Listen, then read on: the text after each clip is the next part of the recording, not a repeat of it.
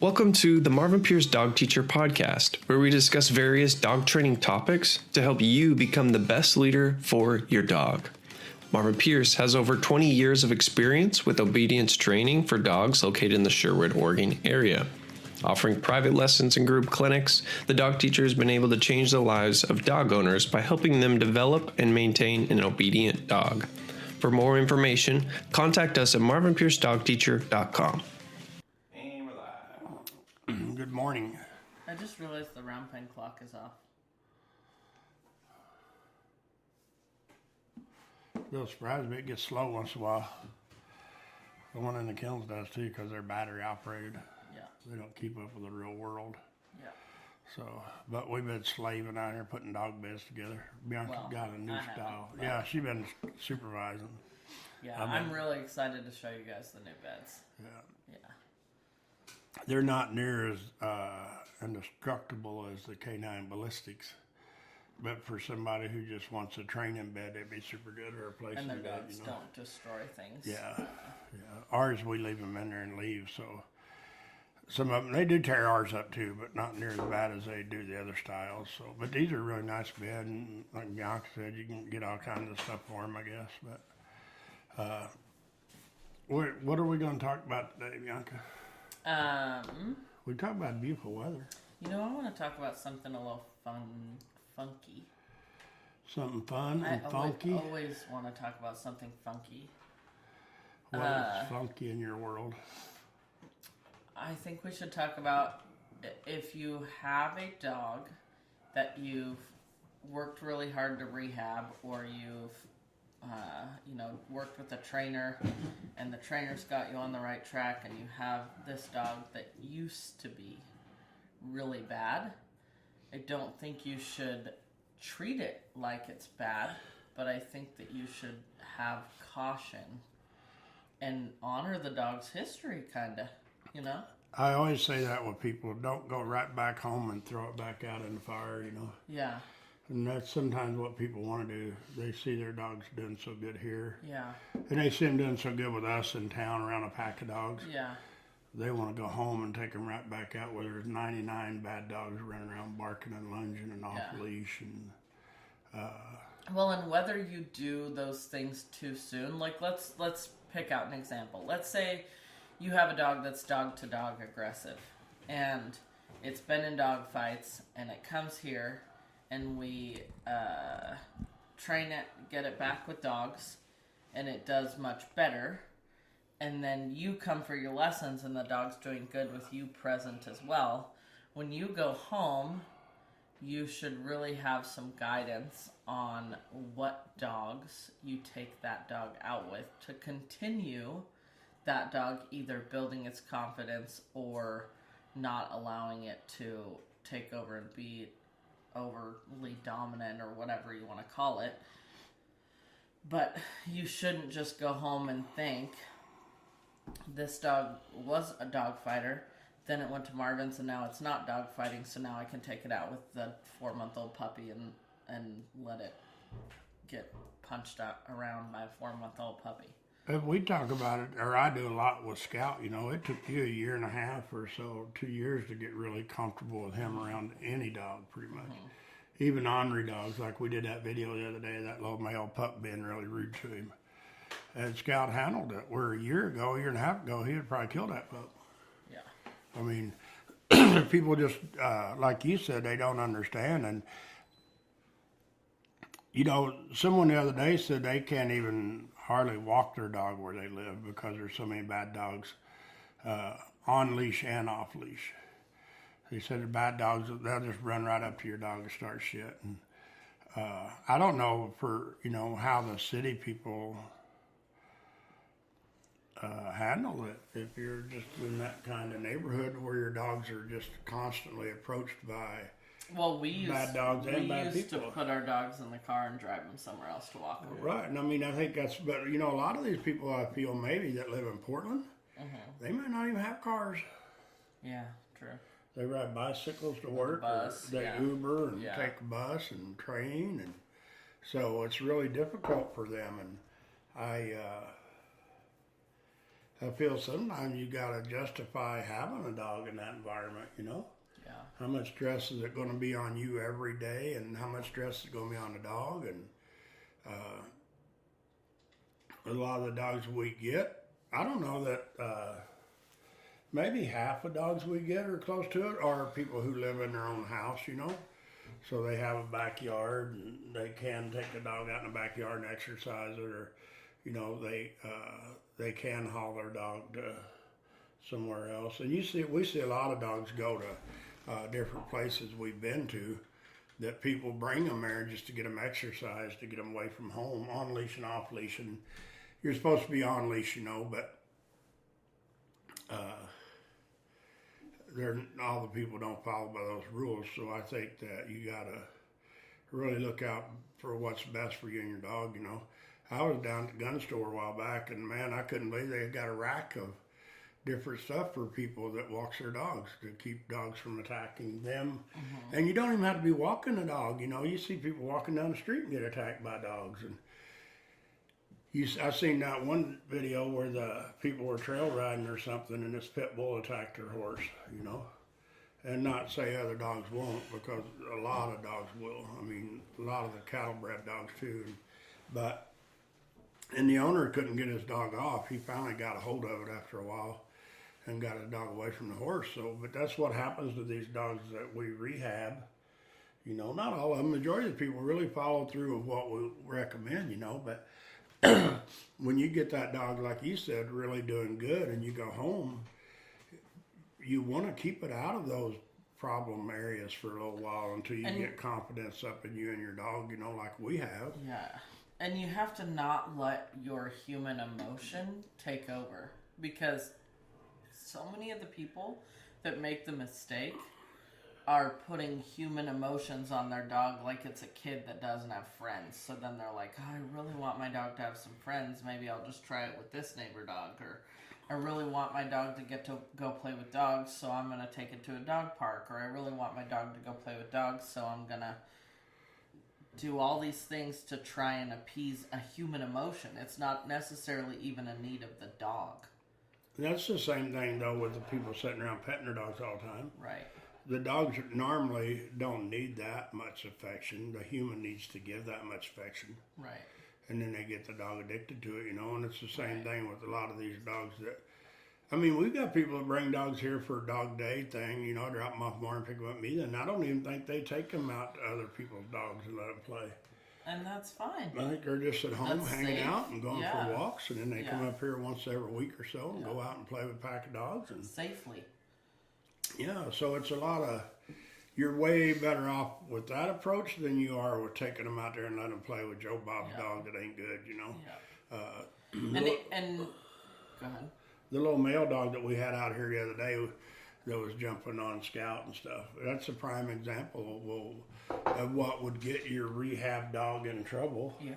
Even though it's a 1.5-year-old puppy who's intact, he didn't want to be rude, he didn't want to be mean, he just being a puppy that hasn't been taught better, you know. And people say let your dog put him in place. I totally 100% disagree with that, just because of the fact that you never know what this other dog is that he's approaching, and that's what gets us in trouble with people who, let's say you got a dog that's been in dog fights and you bring it here and get it fixed and you take it home and you let that dog like that puppy run up there and just pounce on him. Right. You got a better chance that he's going to fight Right. with that person. Now, if me or you was handling him, he probably wouldn't. We could probably control it and get the other dog away. But you have to have a lot of experience in what to watch for. There's some people that are like, oh, they're wagging their tails, they're roughhousing, they're having so much fun. When one is like, hey, hey, hey, and the other one's like, dude, knock it off. Knock it off, and then you have a fight. One of the worst dog bites I got, the dog was wagging his tail, so excited to see me, and he's so excited to see me just so he could have lunch, I think. So. You can't read body language on one item. It's like a collection of things that you recognize and circumstantial. And some people say they can just read dogs, you know. They're just way better than me if they could read every dog and figure them out. I mean, I'm proud for them. But I think that when you rehab a dog, when you go home, you really have to follow what we recommend. Keep the dog off the couches, the beds. For the majority of the time. Depending on your dog. We had a dog here a while back that was like 6 years old, and he was really good. They just couldn't catch him right. And it's like, shit, just go back home and go back to what you're doing. You can just catch your dog now if he's not getting in trouble and if he's staying out of trouble. Yeah. But if your dog's resource that guard, dog didn't have to be kicked off the couch, anything. because he just didn't get in trouble. He didn't have a bad attitude at all. Yeah. So if you have that dog, then that's great. But if you got that dog that wants to resource guard you and bite the husband for getting close to you and the neighbors and friends and cousins and then you got to go to a whole lot more extreme on training. It's not that we want anyone to go home scared. We just want you to honor their history. Yeah, and for not sure. Treat them like they've never had problems. And majority of the time, it's like Zion. That dog's so cool now, and he wasn't cool. He was just not good at all. He was just, I won't say not good at all. He just stayed in trouble. He just wasn't stable. Yeah, and now he's just a cool dog. We take him out with packs. I've seen the owners took him camping and had a great time with him. But I feel they didn't go home and just throw him back out and get him in trouble. Totally. She really followed through with what we recommended. And unfortunately, sometimes it takes having invested in multiple programs before, not saying this about Zion, but there's some examples of where you've paid one trainer, then you pay another trainer, and then you pay another trainer, and on the final one, you're like, I really got to listen this time. And sometimes that's what it is. Sometimes it's not the trainers that you went to. It's the trainers communicating with the owner, and the owner's accepting it. And I tell people straight up, if you're not really going to listen to us and follow through our programs and let us teach you, then you could just mail us the money and there ain't no need even coming in, Yeah, but if you're working with a trainer that's teaching you how to do things with your dog, walk on the leash, sit down, stay, but they're not addressing any relationship stuff and any unhealth or toxicity in your relationship with your dog, they're 99% of customers that we meet, we have to have hard conversations of reality of an unhealthy relationship. And I've got better at it, I've been told. Yeah. I don't hurt as many feelings as bad. I probably hurt just as many people's feelings, just not as bad as I did in the past. So I think working on your delivery. Yeah, I'm trying to get better. I'm in training people. Not doing good, but it's going. Brett, we got any questions? Yeah, you got Suzanne here. She says, good Hi, morning. Suzanne. Morning. I miss having her around. Yeah. Now we got concrete and no dirt. I know. She'd be so happy. She probably wouldn't have as many brown paw prints on her. So, Hey, did you tell Suzanne you got a doodle? No, I didn't. I was keeping that secret, Bianca. It won't be long till we'll be laying in here on a bar or something while we're I doing should go get him. Yeah. We just don't have a name for him yet. I'm calling him Cash. Yeah, I don't like that name. I didn't like it to start with, but I just have to find something that I would like better than that in order to change it. yeah, we'll figure out something. Yeah. Scooting further and further back. Oh, well, I Well, have no, we need I to sit block at up this our table thing. for giants, and my legs dangle off, and then I'm gonna build a little kitty bar. my feet go numb. Hey, I'm gonna have a bar like this, Brett, and then it's gonna drop down to like a foot off the ground. It's You just- might as well. Yeah, That's a good idea. yeah. So, It's not like if you switch employees, they're going to fit at this table either. yeah. The only one who complains is you. I'm the only one who does Facebook Live and podcasts. Well, the rest of them just sit around and eat.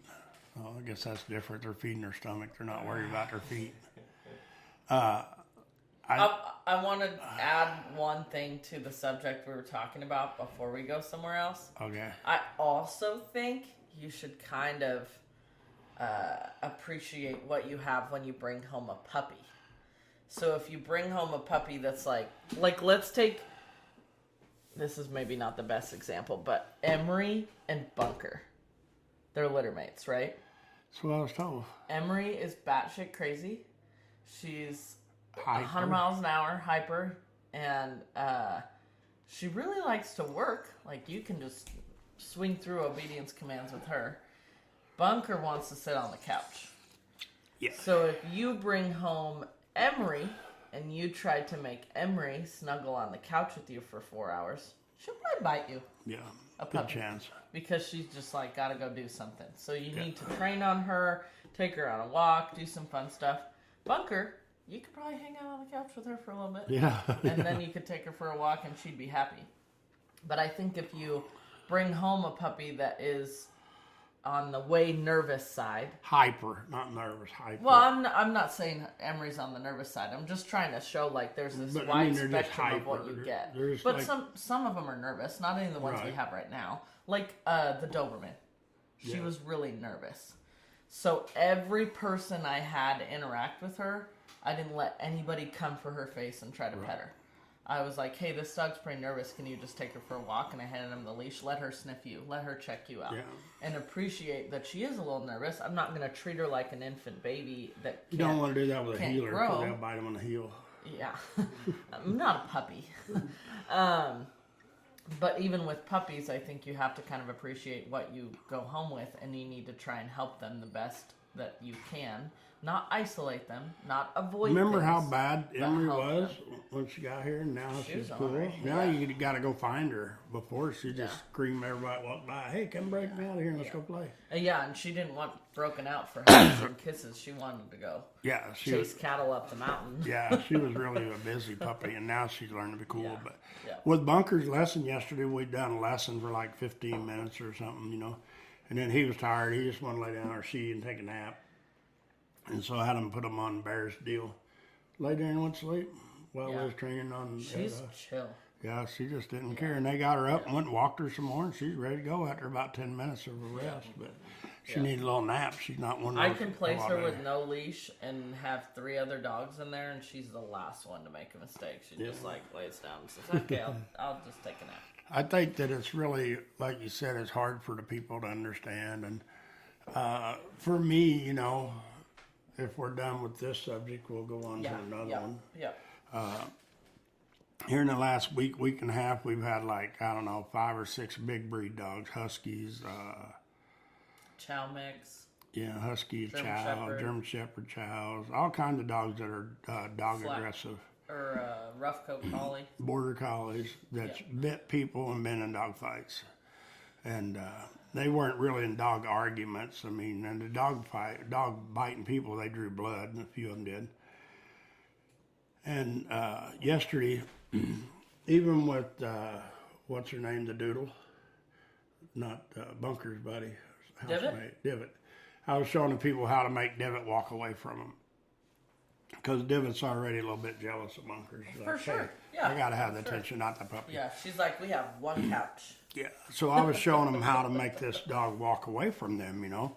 And to go, I mean, his command for me is just go. And I've always, I don't know, 20-some years I've done it with my cow dogs. Because normally with them, they had cow shit on them or whatever, mud. And I didn't want them to come over and climb on the lap. So the ones who would just come to me, I would just tell them to go and make them go away and lay down or whatever, you know. But any of these dogs, I feel, if you have that command on them from a puppy to leave you alone, it saves a lot of problems later in life with them because you can always send them away from you. And majority, not all, but majority of the dogs seems like they have more of a tendency to bite someone or get in a dog fight whenever that person or that strange dog comes up to that human. Even out here on the playground, you know, the owner's client's dog will be on the other side of the playground, but I'll have the client to call Mario or Tilly or Bear or somebody to pet them. Man, here comes that owner's dog, cuts right in front and says, no, you got to pet me, you can't pet them. Yeah, right away. Yeah, so if you've got that command to go, it makes it a lot easier. And somebody was talking the other day about their dog's going to be really hard to train because you can't catch it. I said, well, does it just glue up to you? No, it runs off. I said, well, that's a whole lot easier to fix than that dog is glued up to you and wants to dog fight and bite everybody gets close to you. And people kind of don't understand that, but it's just for me anyway, it's a fact. I mean, if you got a dog that don't come to you and runs off, stands on the other side of the field. And yesterday we had a dog, or the day before, a meet and greet with a dog that eats socks and stuff. And the lady said it was standing there with a sock in its mouth in the hallway, and she's like, come here, and the dog's like, nope, stood there, and she starts to go to it. Wait, can I make a guess? Yeah. A husky. Yeah.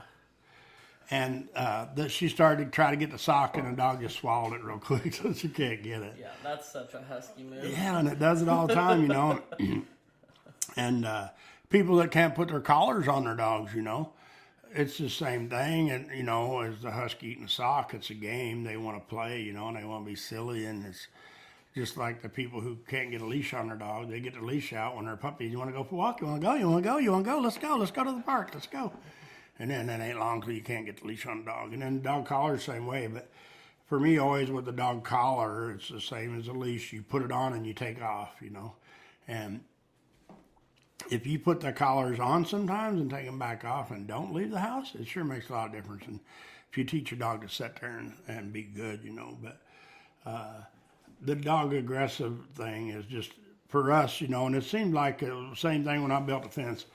Well, I'd build one style of fence, I'd get 15 people want the same style, and then I'd get another style, you know. So we always have to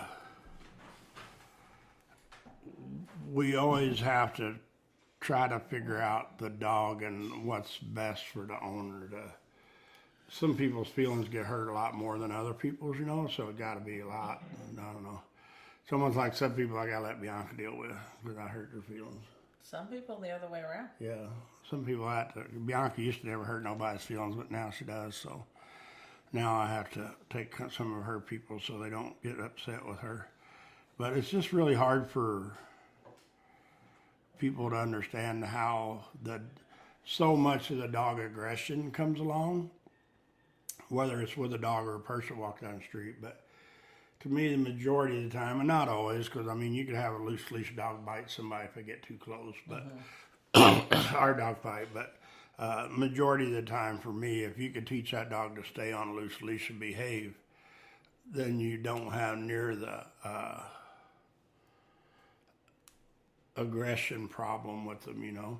Right. If you can just teach your dog to have a loose leash. And for me, and I don't know if Paula's on here with Pie and Talus, you know, what's her name, Kathy, with the other Pie dog, yeah. And who else up there done so not good at find your owner? Bianca. Blue, which shocked me. Blue, yeah, with Mickey. Even Scout, you know, and he didn't come right to you, but, and I told the people that, and I told Bianca these rules, I wasn't even telling the rules until we got there. Yeah. And what was so hard on the people is I hauled them out there on a side-by-side. Yeah. So their dog couldn't track them. Yeah. And all the dogs went to the... and you put us in a hole. Yeah, we had to go over a hill and down in a hole. So we echoed really bad. But it's just really hard for people to understand. But the biggest thing I got out of that, Bianca, was there was no dog that really behaved. The Pie dog with Kathy, her dog done good. It just stood there, but it didn't lay down and settle, but it didn't drag her around, you know. And Blue with Mickey. Yeah. Her dog laid there and settled. Wait, you just said no dog really behaved. Except Pie and Blue. You don't think any of the other dogs behaved? Bo did. Well, for my thing is, I'm not talking about you could just control them. I'm talking about lay down and go to sleep and be good. Pie never did, I don't think, and I don't think Talus did. Bo did most of the time, you know. Yeah. But for me, I think that's what people are always talking about. What can we train on? And we'll try to do a video on it. It'd be a cool video to show you just to walk up somewhere and have your dog lay down and be good, you know. Right. And for me, every dog there done really well as far as manners, you know. There wasn't no dog that was bad. But I think that for me, I always look at something that you can work on and train on and have fun with your dog and make your dog cooler. Right. Does that make sense? Yeah. And so I think that's what it was. Scout and Rebel both got pissy when you put them in the crate. But if you notice when they was out of the crate, they behaved. Yeah. But they're like, man, I can't be in this crate and all these dogs going and finding people and I got to try to figure it out. It's like I haven't trained on it, but for Scout, that's like his sport, you know? finding mommy. Hunting for something, yeah.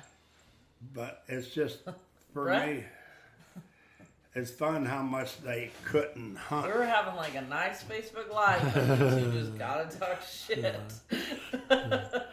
We had this great dog to find the owners. I'm glad none of you were back there dying and you needed your dog because he had your phone on his collar. Well, Concho, he went right to Mariah, I think. Rebel went right past me. Yeah, 80 miles an hour. Yeah. Scout came to you, though, because you got a time. He did, you ended up yeah. like second. But If I would have called him the second time with Sooner. better management, then he would have came. But I Yeah. let him go the other direction first. Might be a good time for me to chime in and do some messages from other people. Oh. Okay. Lisa said teaching Divot to go will be so useful to us. Yes. We have a new granddaughter, and when she gets a little older, having her be able to tell dogs to Yeah. go will be so good. We It's love so you guys. great. It is. Valerie said, I think go is an excellent command to establish respect. And a pack, these dogs would respect their leaders. We need to remember they are hardwired to have a leader. It is harder on some to get the dog to go than it is to get him to come because they're like with you all the time and have no problem being with you, but have a hard time being away. You know, but it don't hurt no one's feelings to call their dog It hurts their feelings to tell them to to go. make them go. Yeah. And then when they make them go, they want to try to raise their voice, go, and instead of just like go, and make it just plain command, plain word, not a Yeah. forceful command, you know. Right. You got anything else, Brett? That's it. Caught it. So Hey, we're I have- looking for a I name have a- for this mutt. Oh or yeah, this dog. we're not settled on the name Cash. So if you have a suggestion that I like better than Cash, you can We're put, trying to. put some input. Bianca's trying to come up with a name. I want a cool, high dollar, high class name. You know. Yeah. Bianca wants just a normal little name like Cash or Hey, do you want to know what Winston, Scout taught him to do last night? probably poop in the house. Dig for gophers. Oh, that's not good. Not at all. No, we got to go take care of some gophers, Brett. We got Yeah, to you gas them out. I got the gasser in front of the shop now. Fired it up. It's running. It's ready to go work. Nice. All right. So let's talk about. Hang on one second before we move on to the next subject. I would like to read a comment we got on our recent video on Instagram. Oh no. Amy Haney. Have my dog sit and stay, maybe have him go to his bed, tell friend that Saya's in training, and please wait to pet him until he is calm and sitting. P.S. to Marvin and Bianca. Do not quit your day jobs if Hollywood calls. Don't quit your day job. What? If Hollywood calls. Oh, yeah. You know what? Saya is cool. I mean, I have a bad habit of getting dogs and getting rid of them. Bianca has a bad habit of getting dogs and keeping them. I have a good habit of getting Yeah. dogs and keeping them. You have a bad habit. Hey, I share my dogs with people. They were supposed to bring Roxy up too to see us, and they didn't. They said they were going to contact the office and set up a time last weekend to bring her by. But never seen her. You know, I've probably owned and sold, I don't know, a few hundred puppies and dogs in my life. Cow dogs until I started this, and then now we had Callie and got rid of her, and we got Roxy, got rid of her, got Cy, got rid of him, had... It doesn't really sound great for you to say we got rid of them. Just so you know. Well, I knew you were going to say that. Then why did you say it? Why didn't you just fix it before you said it? Well, I thought maybe you would be like busy petting the dog and not No. hear me. I am always watching. We didn't get rid of them. We rehomed them. Roxy now probably sleeps on the couch in the bed and eats cheeseburgers and French fries and dog treats. Callie, she's back here because Mariah came back to work for us. She's here? No, Oh. Mariah works here, so we'll probably see her. And then we got Edith, who the other Mariah works here has now. We see her once in a while. And then Cy, we see him because they come and do walks and stuff with us. So we get to see the dogs. I guess Roxy's probably the only one we don't see. Yeah, that's pretty true. And they said they were going to bring her up, and it just ain't happened yet. It's only been a year or so. And then now we have this dog, puppy, This dog. whatever his name is. His name, right? Him? Yeah. He's dying to come sit in your lap. Yeah, he is. He Valerie probably. asked, "What's a high dollar name, Marvin?" I don't know. That's a good question, I was Valerie. thinking Probably it, one but I didn't won't agree with. ask it. It's got to be something cool. Poke the bear or something. Can't be normal, you know. It's got to be something else. I'll probably dream one up, and then I'll have to get another dog to put that name on it. Bianca will veto it on this one. Probably. I have to go to the shelter and get a dog and change his name or something. Hey, you know, we got a shelter dog here. Well, two of them, Jolie's back after like 112 times. And she, you know, the thing is for me, and I think people misunderstand dog shelters. And I can't speak for no shelter except Newburgh Shelter, because that's the one we deal with the most. You know, we're there all the time and drop off dogs, pick up dogs, and work with some dogs there. But those dogs have such a good life, you know. They have more structure there a lot of times than they do at home, especially if we're going down there and training with them a lot, you know, because the dogs kind of look forward to seeing us. And they'll almost bark. Well, some of them will bark when I get out of my car down there because they see me and they want to come and hang out, you know. And Jolie's that way. I mean, she's been here for I don't know how much of her lifetime at the She shelter. spent But 6 months. yeah, she comes up here and hangs out for a month or two, and then she'll go to the shelter, and 3 different people will adopt her and send her back, and then she'll come back up here and hang out a month or two or whatever, you know. But here, this time I was kind of wondering how she was going to be, and shoot, like, 2 days after she got here, she started going back out with the pack. And Yeah, it didn't take long. she just acts like a normal dog, you know. Getting along with all of us fine. I think people sometimes take these dogs and they try to make them something or not, you know. They try to make them a lap dog, a needy dog, and some of them aren't needy, you know. They like just hanging out with you. And I feel Jolie's kind of that way. I don't know if you could make her a lap dog. You might, but she'd probably pee I on don't think it would be good for her. She'd probably pee on your lap if you tried to, you know, because she gets so wiggly excited. But she's a super cool dog. And then we've got, what's the other shelter dog? Huck. Huck. Yeah, Huck's here. He's looks like a red tick or something.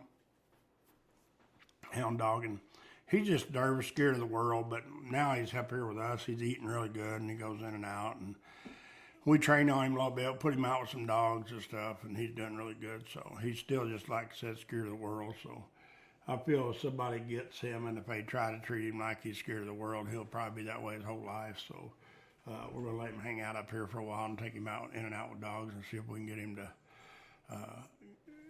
liking life a lot better, I guess. So, Brett, you got anything on there? No, we're all up to date right now. So, Bianca, you got anything else you want to talk about before I leap into the next subject? Nope. So, we'll talk about loading your dogs in vehicles. It amazes me how many people I see have to help their dog in vehicles.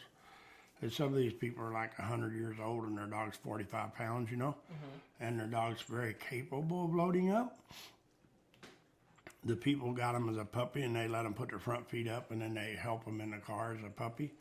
And then it just escalates from there to where they can't get in the car, only their front feet, and then you got to pick them up. And I think that for us anyway, I don't know if we've ever had a dog that we didn't teach to jump in a vehicle that the people were okay with it, you know. We have some dogs that are too big or too overweight, you know, or too little, you know. But normally, for me, if we can't teach a dog to jump in a vehicle, either the vehicle's too tall, you know, the dog's too old or too overweight. So there's usually a legitimate reason that the dog ain't jumping in the vehicle. So Bianca's done getting mud all over her for a while. So I think that that's, for me, a really good thing to train on. And I want to touch a little bit about walking outdoors with dogs, because we're going to try and make another video on it. Or through gates, you know, if you live on a farm like we do. I always feel that your dog shouldn't bust through a door when you open an or gate. The hardest thing is for dogs and people in doors or gates is the people hold the dogs from going through a door, but once they go through the door, they don't have control of their dog because they got to chew bubble gum and walk at the same time. Right. They turn around to close the gate or the door and the dog runs off. So Right. we're going to try to make another video on that if Brett don't forget. And If you open your front door and you have to guard the threshold for your dog not to run out, you have some work to do. you do. But then if your dog goes, you allow the dog out the door, if you can't stop him and call him right back in, you really got some serious work to do. If for me, always, if your dog has a good enough recall, it doesn't matter what situation you get in, you can get your dog back. Yes. But if you don't have that recall, you can't. And here recently, we had somebody that said, some trainers said that you could never teach a husky to recall. And I think when people make those statements, they're just kind of wrong. They should be like, I can't teach a husky to recall instead of you can't. I can't really tell Brett what he can and can't do. You know, he's the one that kind of knows that. Well, evidently he can get that puppy to relax in his arms and I can't. Well, because he ain't sitting there petting on it.